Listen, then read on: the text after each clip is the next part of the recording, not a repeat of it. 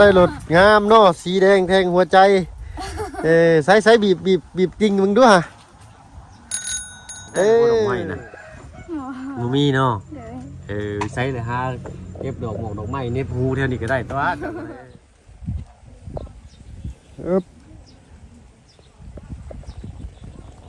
มาแล้วสาวน้อยได้รถงามเนาะสีแดงแทงหัวใจใส่บีบจริงมึงด้วยฮะคากละบาทนี่เนาะตัวสบายดีน้องหล่ะบริโภคอะไรมึงจำไม่ได้อยู่ป่ะนี่จำไม่ได้อยู่ป่ะจำชื่อว่าในไรบ้านนี่สายายังสายาไอ้นะไอโจนโดนใจป่ะสายาของไอ้เนาะ3 น้องสาวเพิ่นตั้งให้พี่หน่อยเนาะไพ่เลือกสีรถให้น้องนี่เลือกเองแล้วบอกว่าจะอยากได้สีอย่างเพราะว่าสีได้สีแดงได้สีแดงแบบเลือกแบบบัวลังเลเลยเนาะเอาเนาะใส่เป็น1 เข่าบ่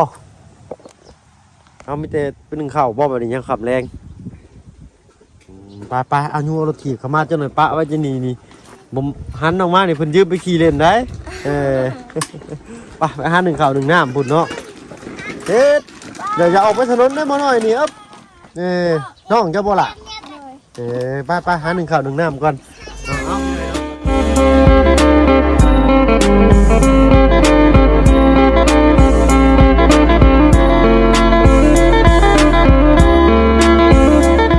กับทักทายเนาะกับทักทายสบายดีผู้ใหญ่ใจดีและFCเบิร์ดทุกท่านที่เข้ามาชมช่อง YouTube บ่เพิ่งเคยลาคือเก่าพี่เลยเนาะบ่ฟังไทยฟังลาวแล้วก็ทั้งฟังต่างประเทศก็ยินดีต้อนรับกับสู่ช่อง YouTube บ่เพิ่งเคยลาเช่นเคยพี่หน่อยเนาะวันนี้เปิดคลิปเปิดภาพมากก็อยู่บ้านสองเงินชานของน้องใจดีเพิ่นพี่หน่อยเนาะพร้อมจักรยานสีแดงแทงหัวใจเนาะโอ้ยมา1 เข่าบาทนี่เอาเบิ่งสาวน้อย1 เข่าพี่หน่อยเนาะเอาโนดีได้เลยขอบตุ้ยด้วยนะยามมื้อเช้าไผ1อันนี้ไผ1ยามมื้อเช้าแม่เจ้า1เนาะยามมื้อแรกมึงเถือกับเจ้ามึงเถือกับแม่บ่ล่ะ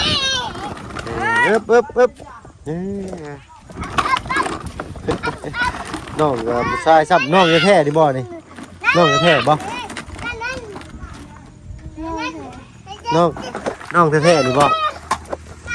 พอแม่นพอกันพอโมเมนต์พอเดียวเป็นแม่เดียวแม่เดียวแต่คนละพ่อ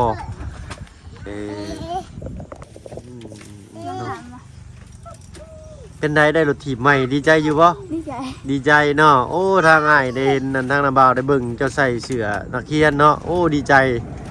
เนาะไปเรียนอยู่บ้านใดมาสกี้ไปเลยเอาเนาะตัวเป็นได้ล่ะไปห้องน้ำมุงเย็นขี่รถถีบไปหมู่ขู่เสียวอยู่เลยเนาะเป็นอะไรความรู้สึกครั้งแรกที่ได้รถถีบดีใจปะดีใจเนาะเคยคิดว่าสิได้ฮะเคยคิดดิบ่ว่าสิได้รถถีบบ่เคยเนาะคือว่าทางบ่าวบุญเพิ่นว่ามีหยัง100,000 บาทเพิ่นว่าเท่าใดเพิ่นว่าสิแบ่งกันคน300,000อ้าว300,000 บาทนี่หรือ300,000 กีบ300,000 กีบมีเงินอยู่100,000มันเป็นพุทธ30,000บ่แม่นเนาะเอาจังหวะเดียวไรพี่หน่อยเนาะอันนี้ก็ล้มซ้ำเนาะมื้อนี้เนาะเนาะขออนุญาตหลังคาเราปิวไปอยู่พี่หน่อยเนาะใช้ไผ่สมกินนี่พอน่าล่ะพอมึงพอเจ้าบ่เลยว่าดังๆหน่อยเด้อเนาะว่าดังๆเนี่ยก็ได้เพราะว่าโทรศัพท์อะไรผมมีไม้มันบ่ได้ยินบ่ได้มันได้ดังกวกเนาะบ่ได้พอกันจักมื้อนี่จื้อได้อยู่บ่จื้อบ่จื้อซ้ำจื้ออยู่เนาะตั้งแต่วันใดทางไหนเมื่อวันที่14บ่หรือ13เนาะเมนบ่พี่น้องเนาะเอามาเพิ่งเมื่อวันที่14เลยทางไหนเมื่อเนาะเนี่ยเมนคุ้มน้องเพิ่นพี่เลยวันที่14เลย เมื่อฮอดก็ตอนค่ำพอดีพี่น้อยเนาะเมื่อก็เรามาเบิ่งเมื่อก็แล่นมาเบิ่งไม่ใหญ่พี่น้อยเนาะบ่ได้มีว่าเล่นถอว่าเล่นท้ายหยังเลยได้ระบบดอกไม้นะบ่มีเนาะ เลย ใช้เลยฮะเก็บดอกหมอกดอกไม้เน็บหูเท่านี้ก็ได้ตัวเนาะมีคนให้ก็ให้เจ้าของเองนี่ละทั้งน้องมันน้องแต่งจริงเพิ่นไปใส่ ไปสวรรค์ ไปสวรรค์ไปยังน่ะ ไปอ่ะไปบายไปบายไปบายไม่ยาแล้ว ไปไหว้ญาไปกับพ่อเพิ่นนะ เลยน้องเราหมดไปฝุ่น ฮะ น้องเราก็ไปฝุ่นน้องเราอายุสี่ปี4 เลย 5 ปีก็ไปหมด ไปอยู่หุ่นเลย เลยเมื่อวันศุกร์เราเมื่อ น้องแต่งจริงนี่เพิ่นมีไม่เท่าอยู่พุ่นบ่ล่ะดีเท่าใด เหือน อ๋อเป็นแม่ของพ่อเพิ่นเนาะอยู่พุ่นเพิ่นเลยเมื่ออันเล่นเมื่ออันอยู่พุ่นแต่ว่าเพิ่นก็กลับมาเฮียนคือเก่าเป็นบ่ เลย แต่เจ้าได้สับบ่มีญาติพี่น้องทั้งอื่นมาสัเจ้ากัน บุเม บ่มีเลยมีแต่ครอบครัวอ้ายน้องพ่อแม่ซั่นนี่เนาะเลยเนาะที่เคลื่อนเสาดินนั่นนี่ก็คือเคลื่อนน้องแต่งจริงบ่ล่ะ เลย ก็คือว่าญาติของพ่อเพิ่นนี่ก็คือสิพอมีเงินแน่พี่หน่อยเนาะและก็พอได้คอยเฮ็ดไปอะนะแต่ทางน้องเพิ่นมีซั่นนี่เนาะเอาฟันลูกกลัวบาดหาเป็นในมะขามมะมุกใช้ได้ในมะขามใหม่นะ ฮะ ในมะขามใหม่นะ ไม่บอก บ่ได้ซ้ำน้องเพิ่นอายพี่หน่อยเนาะบ่ต้องอายเด้อล่ะเด้อเนาะสุมายเข้ามาบ่ต้องอายเด้อ เลย สุมายมาเล่นมาเห็นน้ำเนาะเพื่อว่าผู้รักผู้ใหญ่เพิ่นอยากชนจากซอยเจ้าเนาะตอนนี้ก็เริ่มมีเข้ามาแล้วเด้ฮะดีใจนำเด้อ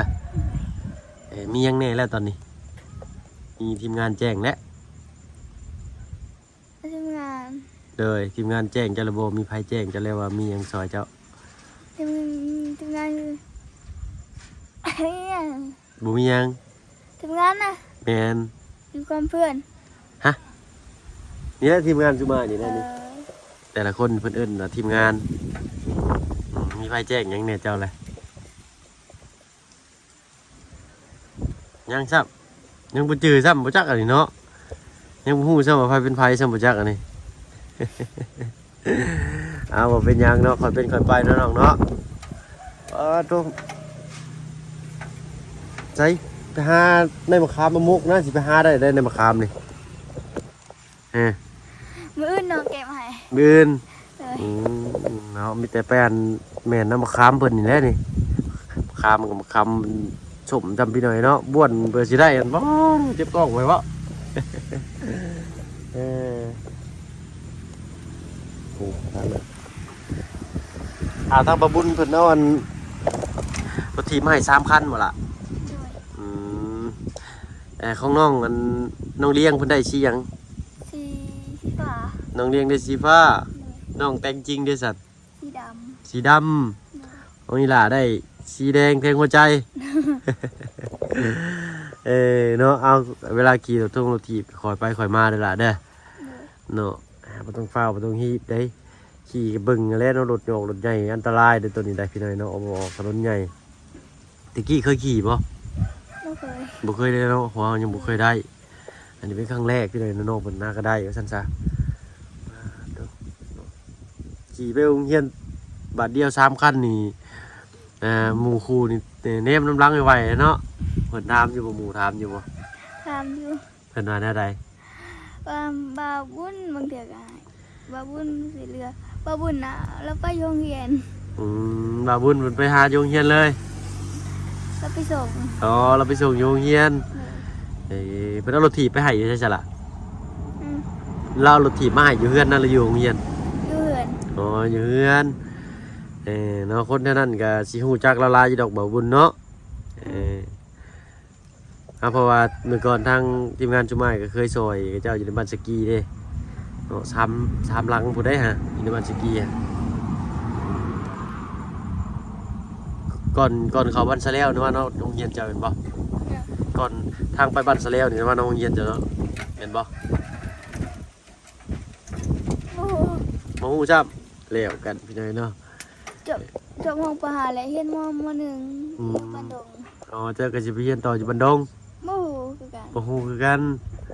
อาจในใจจะอยากเรียนบ่ล่ะบ่ฮู้ ไม่อยากเรียน บ่อยากเรียนแล้วโอ้เรียนได้อยู่บ่ตอนนี้ ได้อยู่ อ่านได้ซะ ได้หน่อยหนึ่ง อ่านได้หน่อยหนึงเฮาต้องเก่งนี่แหละเนาะเฮาใหญ่มาเฮาไปเฮ็ดเวียกเฮ็ดงานอยู่ไสก็ได้เด้เนาะเพราะว่าย้ำก่อนคนไฟเข้าตาเพราะว่าเราต้องเรียนเก่งๆนี่ล่ะเพราะว่าเอาไปเฮ็ดเวียกอีไสเฮาก็จึงสิบ่ได้เสียเปรียบหมู่เด้สมมุติว่าเจ้าอ่านบ่ออกเขียนบ่ได้เนาะเจ้าก็สิได้ไปย่อของหนักจังซี่แหละย่อน้ำบ่ย่อน้ำตาลบ่สิได้ถ้าว่าเจ้าเป็นหนังสือเนาะเจ้าก็มีแต่เช็คของเติมของอยู่หน้าเคาน์เตอร์สิสบายได้แต่สิเลือกเอาตัวใดซะงานย่อของหนักกับงานแบบงานเบาๆนี่จะมักตัวใดซะ ฟงว้าวเลย เบาก็เจ้าก็ต้องตั้งใจเรียนมันก็สินักเนี่ยแต่ตอนแรกไอ้เขาเรียนนั่นแหละเนาะมันบ่นักดอกเรียนนะเพราะว่าเรียนหนังสือซื่อๆได้เฮาบ่ได้แบบว่าไปเบรกไปหามอ้ายก็เรียนบ่ได้สูงดอกอ้ายก็ได้อ้ายก็จบป .2 เนาะ ปสอง แม่นน่ะ จะปสองคืออายุหูได้ชื่อ ก็ฮู้เลยเนาะมันแบบบ่ฮู้คือกันไหนก็ได้อ้ายอ่านออกเขียนได้บ่ได้ภาษาลาวนี่แต่อยากลืมเลยน้อยหนึงเดี๋ยวนี้แต่ตั้งสติก่อนเลยเขียนได้อยู่แต่ภาษาไทยอ้ายอ่านได้ยายเขียนได้ภาษาไทยได้หน่อยนึงอันนี้ก็ได้นั่นแหละมันอยู่ในการเฮียนนี่แหละแต่จะตั้งใจเฮียนนี่เจ้าใหญ่มากเลยเจ้าสีบ่ลำบากเข้าใจปะ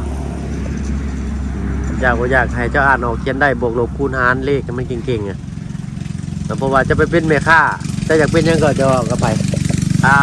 ไอ้ถามเลยมันต้องง่ายว่ามนุษย์คนเรามีความฝันกันทุกคนได้หลายไอ้ก็มีความฝันกันไอ้ก็มีความฝันว่าอยากสบายอยากให้ลูกอยากให้เมียไอ้สบายได้เนาะอยากให้เพิ่นอยู่เพื่อนซื่อๆนะเราก็ต้องดิ้นรนหาเวียกหางานหลายแต่ได้ซะจะมีความฝันอยากเป็นหยังเป็นแม่ค้าออนไลน์บ่ เลย เจ้าต้องเรียนเลขเก่งๆเรียนเว้ากล้าเว้าได้หลายเนาะอาจจะต้องเรียนสังคมหลายๆเลยเนี่ยการเว้าบ่หรือว่าการพบปะเว้าจากับคนนี่มันสิมีคำของมันหลายๆเนาะการเว้าการจานี่สำคัญได้ตัวนี้เนาะให้บ่จักวันนี้ให้บอกซื่อ ว่าหยอกน้องคนที่หน่อยเนาะอันนี้จริงน้องคนนี้เป็นคนอยากเว้าอยู่แต่ว่ายังโบแบบยังแบบจักสิเว้าได้ใดหั่นนะปกติจะไปโรงเรียนจะเว้าภาษาเจ้าโบราณหรือว่าภาษาแบบทางบ้านอ้าย เราถึง ภาษาลาวเทิงแบบเวลาเรียนได้เพิ่นเรียนภาษาลาวบ่ เลย เอาก็เว้าภาษาลาวหลายๆเลยเรียนภาษาลาวหลายๆเลยคือว่าแล้วน้องเฮาเว้าภาษาลาวหมู่เว้าอีกภาษาหนึงเนาะก็เลยแบบเข้าเมืองริวก็ต้องริวตามหานะพี่หน่อยเนาะกับบุติน้องคนแรกนี่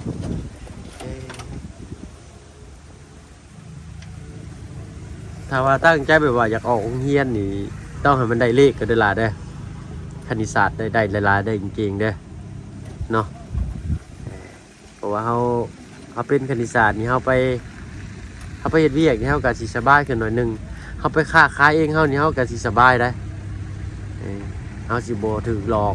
เฮ้ยสมมุติเนาะให้เงินใบแสนซื้อมา 37,000 นี่ทอนเท่าไหร่เด้ละบัดนี้เห็นบ่ตาสิทอนเท่าไหร่สมมุติเงิน 100,000 กีบเขาซื้อ 37,000 นี่ตาสิทอนแล้วเท่าไหร่ เท่าไหร่ เขาซื้อ 37,000 เงินเขา 100,000 กีบตาสิทอนให้เขาเท่าไหร่ เขาซื้อ37 37แม่นแล้วก็เจ้าให้ใบแสนมา ไปแทน เลย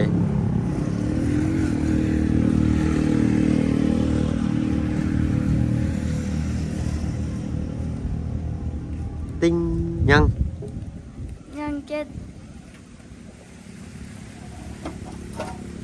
thấy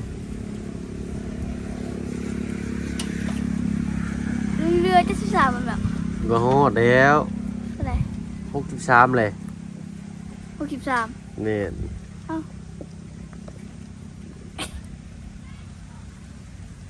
63เลยเพิ่นซื้อ37เด้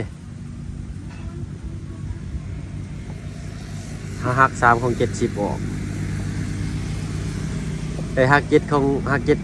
อง70ออกก็เหลืออยู่63แล้วก็หมู่บ่อีก30ก็เป็น70ก็เป็น100,000เห็นบ่คณิตศาสตร์ที่สำคัญหน่อยเนาะเพราะว่ามันใช้ชีวิตประจำวันเลยในตัวนี้เนาะการไม่ค้าไม่ขายบ่เนาะบ่เพิ่งก็บ่ได้เก่งกับพี่น้องเนาะก็ พ่องมหน้างมหลังบอกเพิ่นน้องเพิ่นเนาะสมัยก็มานี่มีสมัยก็บ่ได้เก่งเบิดทุกคนนี่ล่ะก็บ่ได้มีคนเรียนจบสูงใดแต่ว่าเอาตัวรอดได้อยู่เพราะว่าสมัยนี้เคยลำบากเด้ไปเฮ็ดเวียกเฮ็ดงานอยู่ไทยเบิดทุกคนได้ก่อนสิมาซอยเรือชุมเจ้านี่จะตั้งใจเรียนนำบัดนี้เด้อจะบ่ต้องคิดเลยว่าจะสิออกเรียนบ่ต้องออกไปจะสิเฮ็ดหยังบัดนี้นี่ไปให้แม่นบ่ไปเก็บพื้น โดย จะได้สิได้เป็นแม่ค้าซะ ไม่อยากกินแล้ว บ่ยากแหละเอ้าน้องเป็นแม่ค้าออนไลน์นี่ได้เดี๋ยวเจ้านี่มีแววเลยเจ้าได้เนาะหน้าตาเจ้าก็โอเคเลยหน้าตาเจ้าก็หน้าตาดีเลยแหละเนาะนั่งกดกิ้งอันนี้นะคะลดราคาเป็นพิเศษค่ะสิว่าแล้วเนาะฮะ เอาหยอกน้องเพิ่นไปเอาไป5เมตรมะขามเฮาบาทนี่โอ้ยไสไปทางใดต้นมะขามเจ้าไป ไปหาในมาค่ะ ไปเมนเอาหมามันเนาะ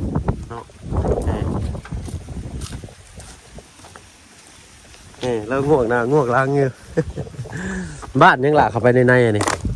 บ้านกระดับ มันกระดับอีหล่าเคยเข้าไปบ่ เคยอยู่ ใช้รถถีบเนาะมันโอ้เสียบตาเนาะพูดไว้อยู่ในอยู่ได้พี่ไหนเนาะ รถน้องเป็นสีดำพี่เนาะซื้อมาจากเซโนเนาะทางบ่าวบุญสารวันเพิ่นมายังหล่าบาดเจอเดี๋ยวนี้นี่มานี่แม่นอะไร บะแรง ฮะ บะแรง บะแรง บะแรง ว้าวเนาะคิดว่าแมลงได้นี่เนาะ บัดอันนี้ดินเจ้าบ่อน นั่นนะ นี่อะไรฮะดินแสงไทยคือแสง แซงจริง เราคอมเมนต์ดินน้องเพิ่นไปหน่อยเนาะปึ๊บใช่ล่ะมันเป็นมะขามเจ้าอยู่บ่อนี่ ข้ามไปเถา ฮึบกูละโอ้ตกอยู่ตรงนี้ค่อยต้องมาเพิ่งไม่ได้อยากกินหมากไม่ได้หน่อยอยากกินในอยากเอาในเป็นมุกได้ใช่ล่ะมันนี่จะหมักเหนียวแท้ฮึบใช่เลย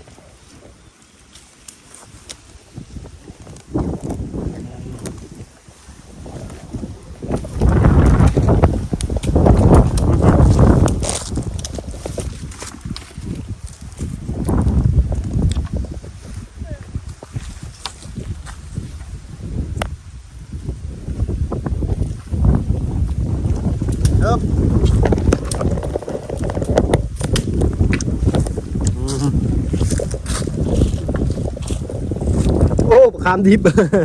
ขามดิบกันมาดิ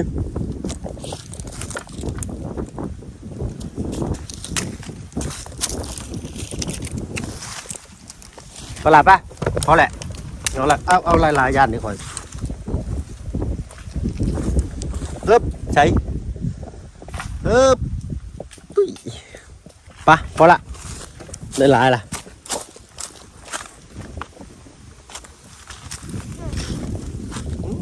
ต้นมันคือบนไหน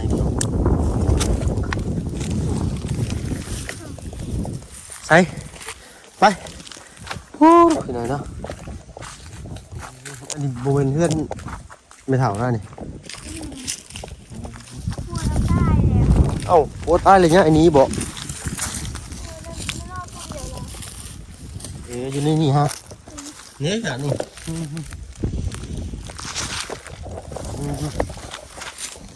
ใช้แหละบัดนี้นี่นะอายอยากได้แต่ในมันนี่นะไอ้บุมีมือจับเลยละนี่นี่เห็นบ่เม็ดมะขามนี่เก็บไว้ให้มือขาดมือจับไปเลยเอาป้าบัดเลยกินร้ายกับบดีๆไปหน่อยเจ็บท้องเลยนะอะไร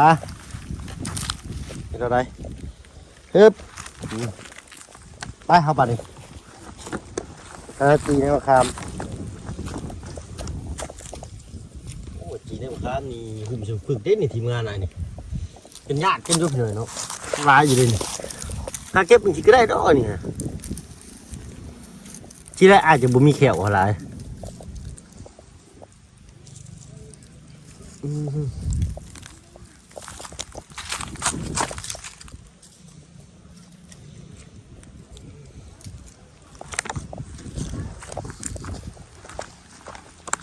ไปมะขามเหี้ยก็ยังบ่สนเนาะสนแต่ในมะขามบ่เคยบอกกินขวดน้ำขามบ่เคยบอกกินขวดน้ำขาม นายมังคาม เนี่ย เคย ใช่บ่หมักบ่นี่จะกินลายจะเขียวจะสีคืออายนี่ โอ้เราเห็นเขียวหอยเราบัดหัวพี่เลยเนาะไปครับ ห่านพี่ของเรานี่แห่งร้ายนี่เต็มกำอยู่ สบายดีได้เด้อสบายดีทั้งเงยพน้ำพี่หน่อยเนาะเสียนยังนี่ฮะข่อยน้ำเนสแล้วตื่มกันข่อยเอาร้ายได้ข่อยเห็นจังนั้นหนึ่งข่อยเอาร้ายได้ เอาพี่หน่อยเนาะคนรู้กลัวบาดพี่หน่อยเนาะทั้งนอกผมก็ผลิตในมะขามมาอยู่ไอ้หล่ะกินลายเจ็บท้องเลยเจ้าเอ้ยเนาะไปไปก่อนสนะเด้อเนาะเอาพอกันคลิปหน้าสำหรับคลิปนี้น้องปอุตสาห์บ้วนได้ไปเลยเนาะไปขอบใจน้องหลายๆเนาะหมกกินกันเนาะไปแล้วเนาะสบายดีปะลุงจ้ะสบายดี